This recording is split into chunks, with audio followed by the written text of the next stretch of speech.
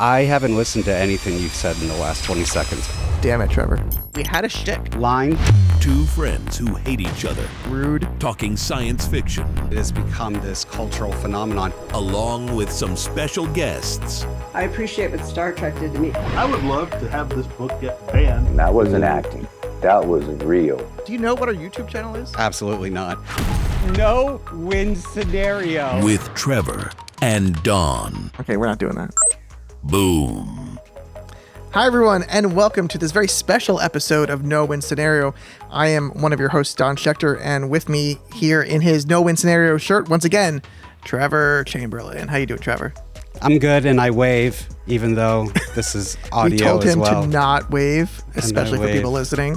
But yes, he's waving semi-emphatically with his weird small hands. Yeah, my weird pasty small hands. But this is a special episode. Do you know why this is a special episode, Trevor? This is the 50 Shades of Grey episode, right? No.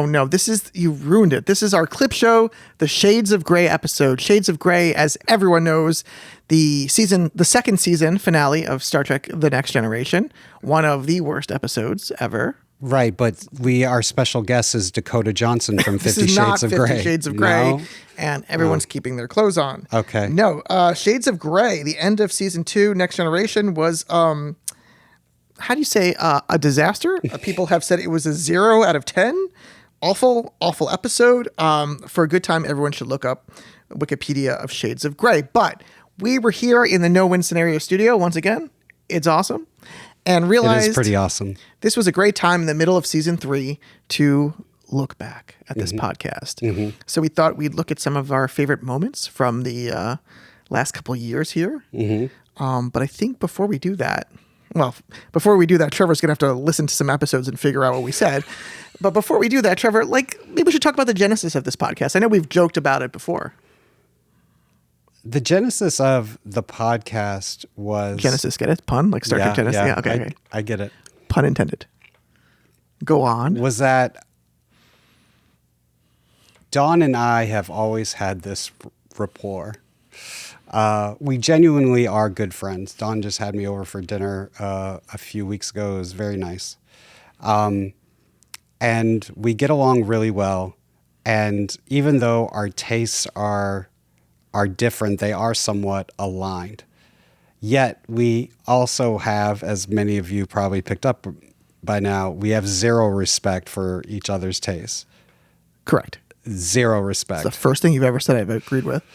And at the same time, I had been producing podcasts for a local hospital, and I think I was getting frustrated with the content, or maybe not, but I was like, this podcast stuff I'm doing,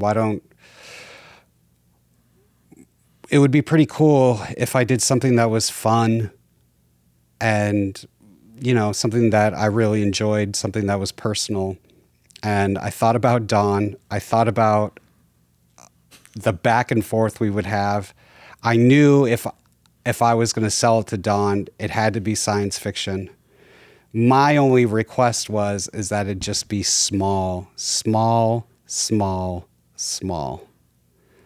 And of course, the second I asked Don about it, not only was he all in, but it got big. And we had merch even before our first episode, which I'm embarrassed about to this day. I got to get that off the site. I so embarrassed about it's AI merch, but yeah. And we weren't even going to use your likeness or your full name. Right. We weren't going to use my full name. And then we went back and forth on a name for quite a while, and it just hit me. One of the few things we agree on is that The Wrath of Khan is not just the best Star Trek movie, but one of the best sci-fi films made in the West. And it didn't age well. It didn't age well? You don't think it didn't? I'm just giving you a hard time. Of course. I can't agree with you. I think it aged Great movie, really well. Except for the graphics. Did not age well. Little parasites. Shades of Grey, where Riker has a parasite that causes him to see clips from the show. I prefer the puppetry and the analog look, but I'm old. Okay. And so it hit me. I was like, oh, it's got to be no-win scenario. And at the same time was season 3 of Star Trek Picard, episode name, No-Win Scenario. No-win scenario. So it's a natural fit, that name. Right.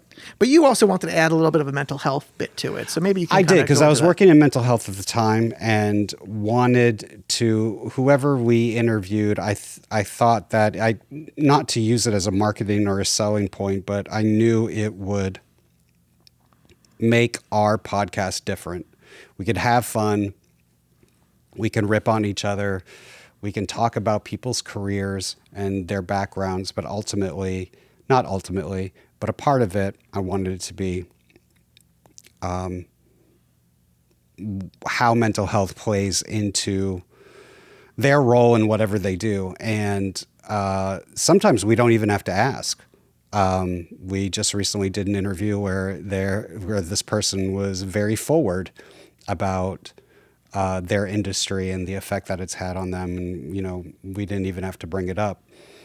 We've had some people that we've wanted to bring it up to, and they've said, okay, but we got to just stay in this area and not go out to this. Everybody has their own level of comfort in discussing it.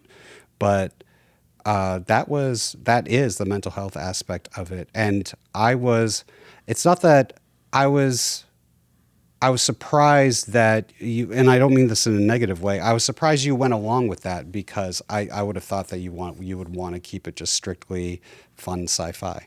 But when I brought in that angle, you were all for it. Don't take this the wrong way, Trevor. Mm-hmm. I fell asleep like 5 minutes ago. I tried to do something serious, and this is the crap. But that it's I actually get. a compliment. It might sound like I'm insulting you, but I just gave you 10 compliments. To quote right my there. father, Trevor has a nice voice for radio. Thank you. That's why I pivoted to video. Don has the better face for video. That's exactly right.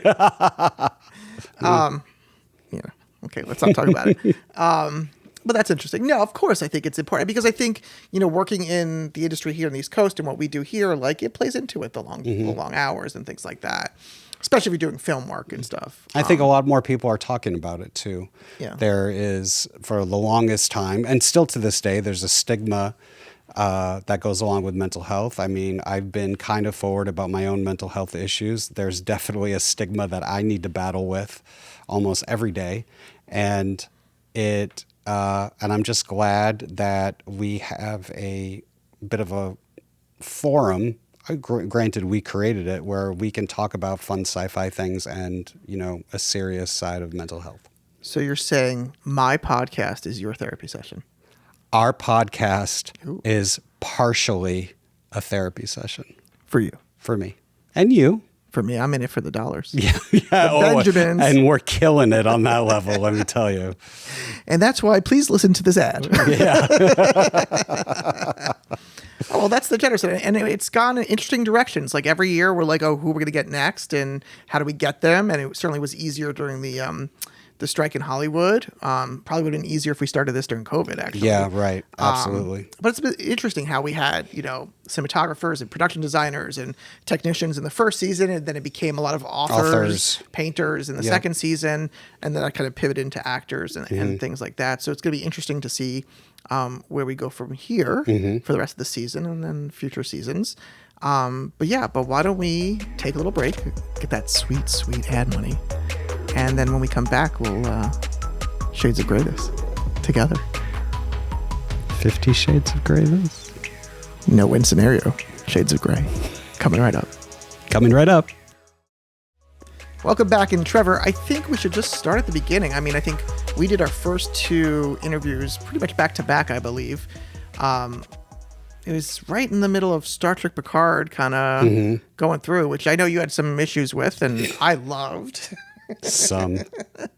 But we had 2 close collaborators, production designer David Blass and art director Liz Kloczkowski, who brought the Enterprise D to life again once more, which was quite the undertaking. So I really thought it was a great way to kick off the show and sort of hear how a beloved show was brought back. And, I know you had some issues with season 3, but it really was closer to the magic of Next Gen than the first 2 seasons were. And it was very interesting to hear sort of behind the scenes and how they brought back the Enterprise to life. Right. Let me clarify. I'm very glad that I watched season 3. Very glad. It wasn't all for me, but I'm glad because of these people that we interviewed, I got to learn a lot more about what happened behind the scenes. And again, not to be repetitive, I'm glad I saw season 3. I just, we had different experiences. Like, I Yeah, remember we I did. got to go down to New York and sit in IMAX with a big crowd Right. for the premiere of the finale. Right. And, they saw the second to last episode. We're all sitting there, hundreds of people, big event. There was a Q&A after with the cast. And then the beginning of that final episode, and you hear Chekhov's voice and a callback Right. to Star Trek 4. And it was like, oh my God, I can't believe, like, that was, yes, it was fan service, but it was done. It made sense. Right. And having that experience, you just don't have anymore for a Right. show that was 30 years ago. And I know we've said this a million times, but I'll say it again. The one thing we both agree on, best Trek credit sequence Absolutely. ever. Absolutely. So let's hear a little bit about what Dave Blass and Liz Kloczkowski had to say. Time to let the adults talk. I'm Dave Blass. I'm the production designer on Star Trek Picard seasons 2 and 3. But as a whole, I'm a production designer in the film and television industry. Production designer is the guy who takes the script, reads the script, and says, this show takes place on a spaceship, or it takes place in a coal mine, or it takes place in a bar. And it's up to me to work with the creative team and figure out, okay, how do we do this? Do we go to a bar? Do we build a spaceship? Is it a visual effect? And how do we turn what's on the page into reality? So I'm the turn the page into reality guy. I'm Liz Kloczkowski. I'm an art director for the film and TV industry. And I'm, I guess, most known for Star Trek Picard and Promising Young Woman. That's the Star Trek fandom, though. They do care about what's behind the lens. They care about all of the artists, the musicians, the directors, the writers. I mean, they know everybody by name. So art directors have been thrown in. But even since the original series, I mean, Matt Jeffries is a household name, and he was art director. He's not acting in the show. They named a set after him, the Jeffries Tube. We're kind of like project managers, or you could like a not a construction coordinator, because we work with the construction coordinator, but it's kind of like the wedding planner of the film set. So we're construction, paint, greens, drapery, set dressing. We liaise all of those departments to the lighting departments, to the camera departments, to the ADs, assistant directors. Maybe the actors want something. We're day to day with the director. Hey, the director's asking for this. So we basically facilitate getting this stuff delivered for the shoot day. Because it used to be, for years, all the production, most of the production was done in Los Angeles. And especially if you were doing TV, you'd go to work, every day at Warner Brothers for 22 episodes, and you'd work for a year on a season of a TV show, and you have your things, and that's what it was. But now with the streaming world, everything's cut down to 10 episodes, if that, and it's not done in LA. It's done in Atlanta or New Orleans or New Mexico or Toronto or any Bulgaria. Bulgaria, exactly. You look at something like Netflix Wednesday. I mean, the show takes place in Vermont, and they shoot it in Bulgaria or Budapest. Every 6 months, you're jumping on a plane, finding a new Airbnb to go somewhere else, and and then that takes a toll on people's families and and all that other stuff. I had a show shooting in Mexico. They called me on a Friday, and they were like, "Can you start Monday?" Meaning you need to be in Mexico on Sunday. And so I had like 2 days to pack my life up. But once they send you the deal in the mail, it's like a legal document. You sign your deal memo, you agree to what the rate is, and then the travel coordinator sends you the info, or the office will send you, here's where you park on your first day to get your pass or whatever. It just depends on where it's shooting. I had been trying to get on Picard, and then COVID hit, and they had already crewed up. So it wasn't, there's no hard feelings or anything, but they had already crewed up, and then somebody quit. And I had a friend that was working on the show. He kept putting my resume on their desk, but there were other people in line. So they hired like 3 different people. And then, there was turnover, or, people leave for other jobs all the time. It's pretty frequent, actually. You just replace yourself. And I was on this show. It went like season 1 only, called Rebel for ABC. Mm-hmm. And we were like in the last 2 episodes. And so I just gave my notice. They were mad, but I mean, it was the end of the show. So I replaced myself. Everybody was fine. Nobody died. And then I got in. I'm like, it's Star Trek, guys. It's a whale. Yeah. And they decorated my whole office like space and Spock everywhere, and they were so excited for me. So one of the episodes that really stood out for me was season 2 with Star Trek author David Mack. He had written Star Trek Picard, Firewall, heavily centered around Seven of Nine, who wasn't one of my favorite characters watching the show. I loved her in Star Trek Picard. We'll get into Legacy another time.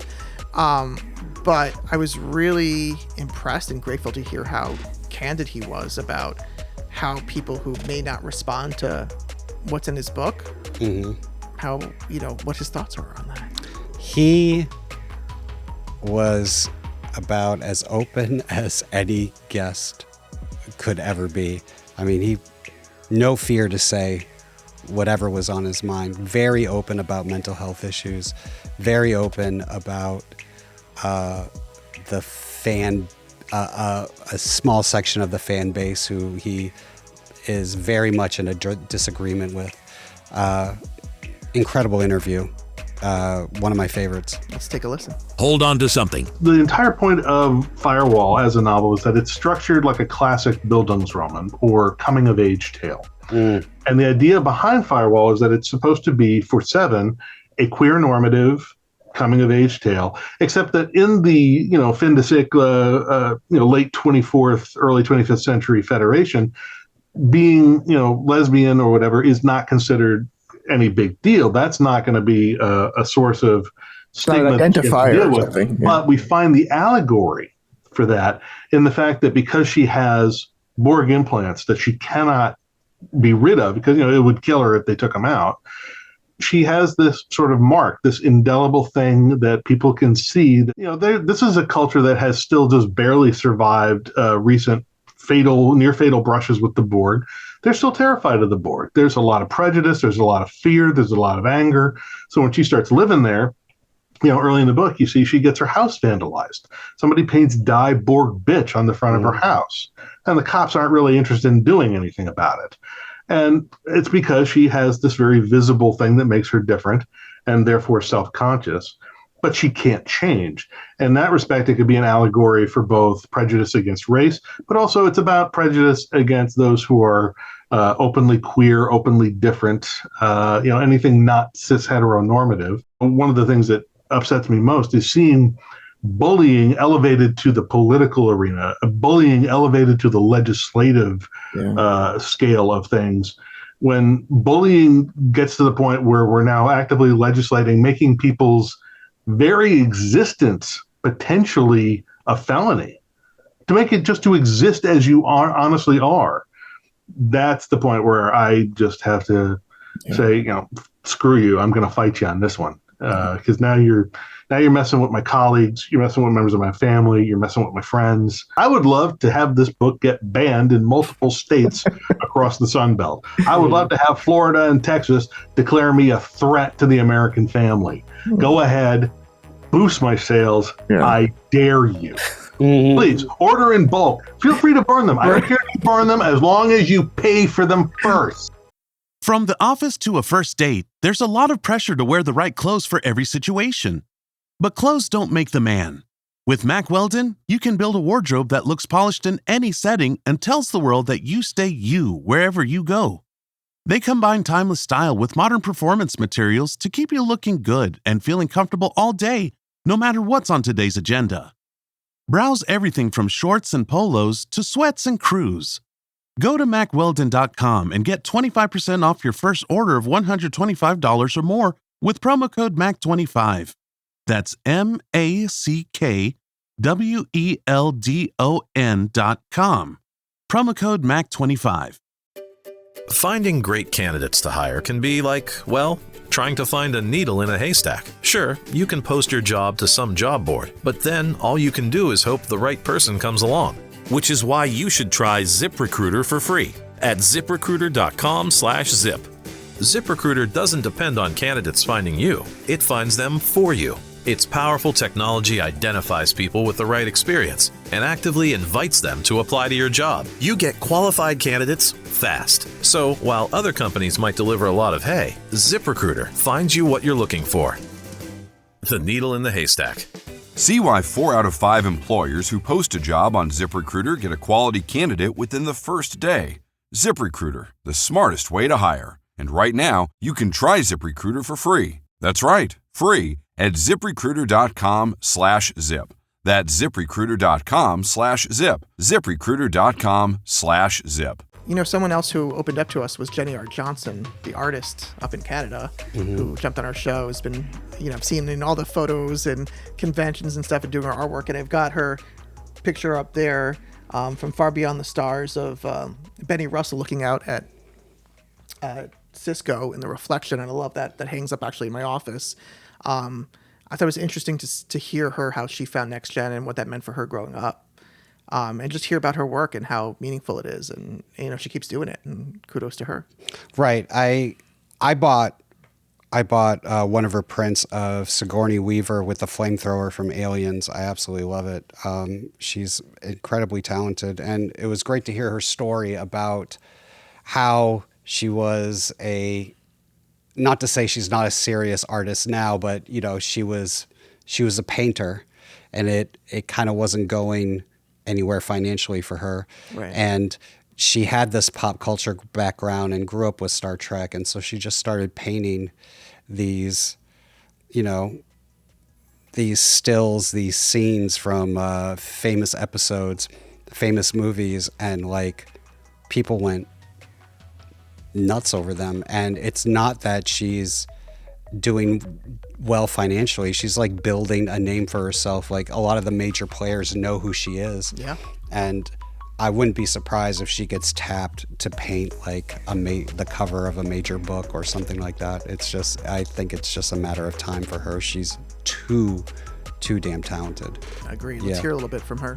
Engage. I was a really imaginative kid, but I also was an ADHD kid in the 80s and a girl. So I would blurt things out. I didn't sort of have the filter that would necessarily keep me, under the radar with the other kids. So I was picked on pretty badly, to the point where I just kind of was trying to separate myself from it. So I was hanging out in the library at lunch and, eating my lunch alone, that kind of, and then I go home in the evenings and I just be watching TV and just kind of, trying to be okay. And there was one day that I was just flipping through the channels and I saw that guy from Reading Rainbow, and I was like, oh, hey, and he's crawling around in the mud. What's going on here? And then I started watching and I realized that I didn't really know. This was about 1991. So Star Trek: The Next Generation had been on the air for several years at that point. Right. But I guess I didn't really have, I kind of knew that it was a thing, but I'd never seen it. So I was like, wait a minute. Oh, this is that new Star Trek show. And then I watched the rest of the episode and was, it was The Enemy was the first one. Oh, sure. Yeah. Okay. Yeah. So, and he's stuck on Galorndon Core with the Romulan. And I was just like, this and that's the episode that sung to you. That was, yeah. And there was actually a little while that I sort of didn't see it again. I don't know. And then the next episode that I watched was Skin of Evil, of all things. I know. But there's something about that That's episode. That's where Tasha dies. Trevor. Yeah. I know, Trevor, you're not great with the names. No, I saw it. Okay. Mm-hmm. Okay. Yeah. So, I get to the end of this episode and I don't really know these characters, but I'm crying. I'm just like, this is the greatest show I've ever seen. Oh. And yeah. And how old were you then? You were. I was about sort of right around the point where I was about 12 years old. 11, okay. Yeah. Okay. And it, as I, and from then on, I was watching it because it was on 5 days a week in syndication at that point. Sure. And I was watching it religiously every day. I started, recording it on VHS. And it became my world because all of a sudden I had this other place to go, Star Trek and TNG in particular, that group of people, that crew, the characters were such a family. And and now we know in retrospect that the actors themselves were just loved each other. And obviously that came across.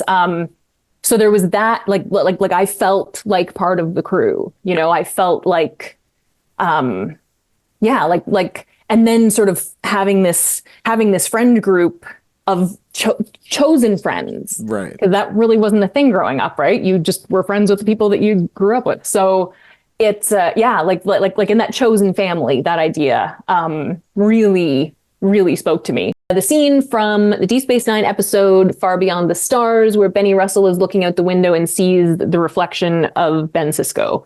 So that particular scene was chosen. That was another commission. Oh, no. Okay. And that was chosen by a gentleman who has become a collector and friend in San Francisco, who his wife is African American.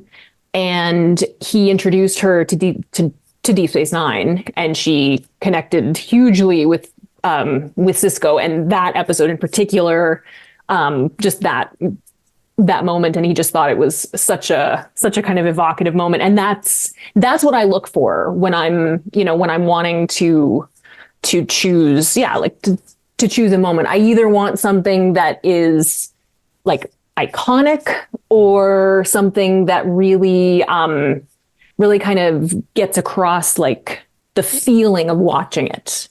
Let me ask you this, because this is somewhat serious, and I'm saying this as like not a devil's advocate, but I don't believe what I'm saying. But does painting something that already has emotion baked in, is it cheating? Is it cheating? I mean, maybe, but I don't. I don't care. No. I don't know. Like, No. I actually think that's a very, very compelling. It is absolutely. I mean, I think for me, the challenge isn't so much in creating a new feeling. It's more about like working from photos, working from an existing reference for me. The challenge in it is to recreate the light, the mood, the even down to the fact that, that episode is filmed on video, isn't it? Like it's not in HD. Just those kind of things. I'm really interested in light, shadow, the things the camera does. So for me, what I'm doing and sort of my experience in making these paintings for myself has a lot more to do with accurately recreating a moment. And the fact that these moments have like feeling attached to them, awesome. Now, we usually deal with celebrities here at No Win Scenario because we're that popular, but we did have a local hero here. Your friend. Yes, my friend Brian. Our friend. Who is the head of Independent Film Festival Boston and is a very, very big fan of a movie that I like to call Dune 1984. David Lynch's Dune. Dune 1984. Which Sting recently said was is a masterpiece that people just don't understand. He just literally liked this week ago or so. I don't believe that for a second. But, I mean, I'm a huge, huge fan of David Lynch, one of my all-time favorite filmmakers. Cried when he died. Totally cried.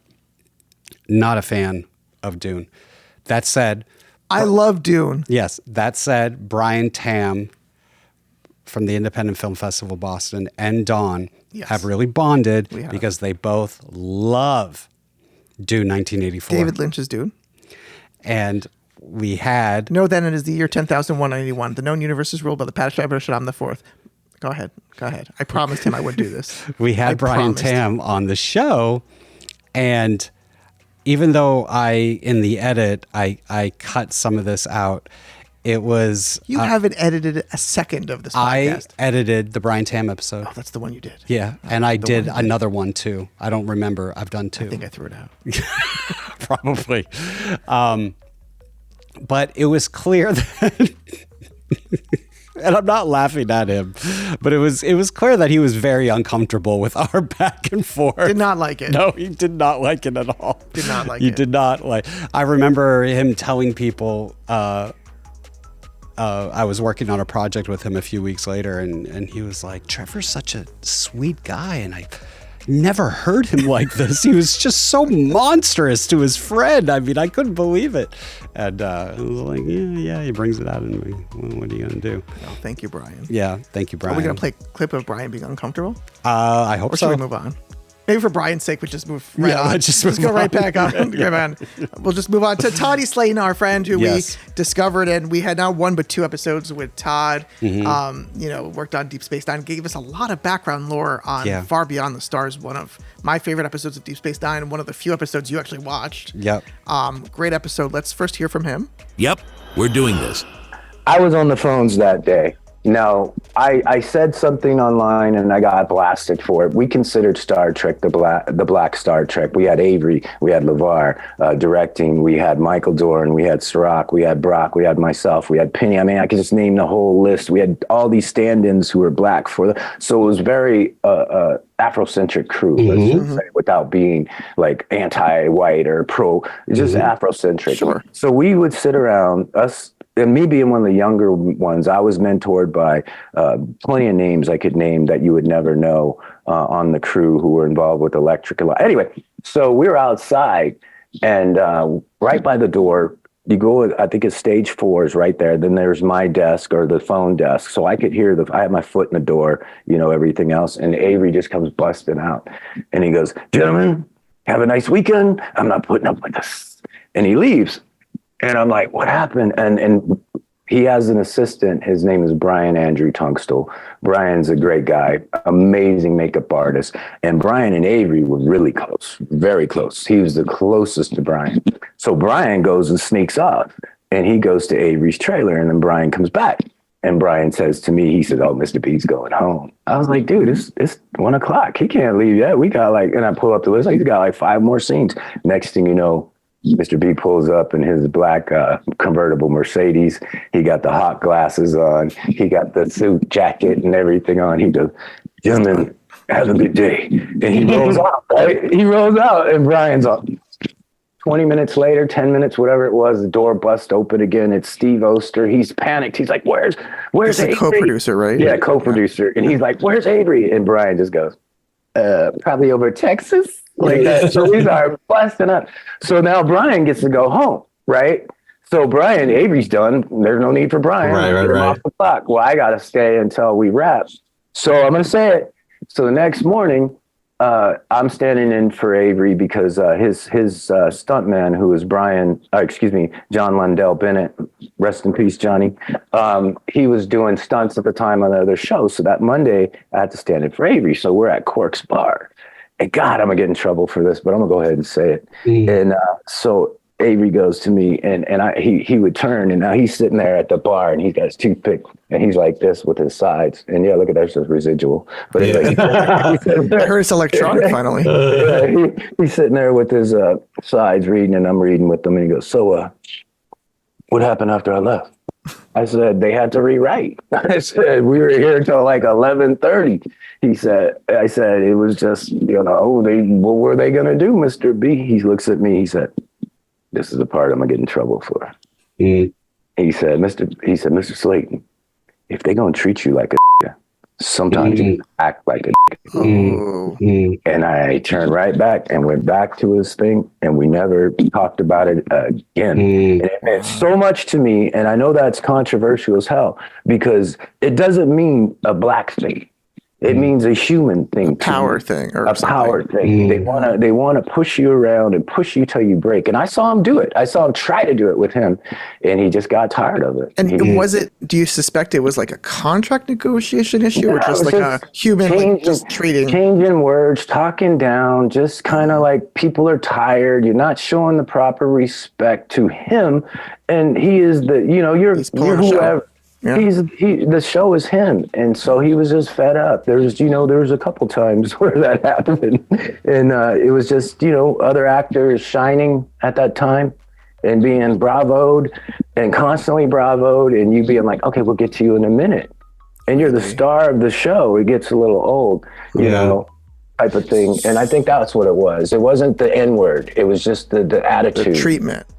And then, of course, Todd brought in some of his friends. So we had a nice little Deep Space Nine reunion. That was so nice to hear. And, you know, what I like about our podcast, if I'm serious, is that we spend enough time with our guests. There's enough time for them to like open up and tell us about, you know, not just what they worked on, what they're known for, but what it's like working and the challenges they've had.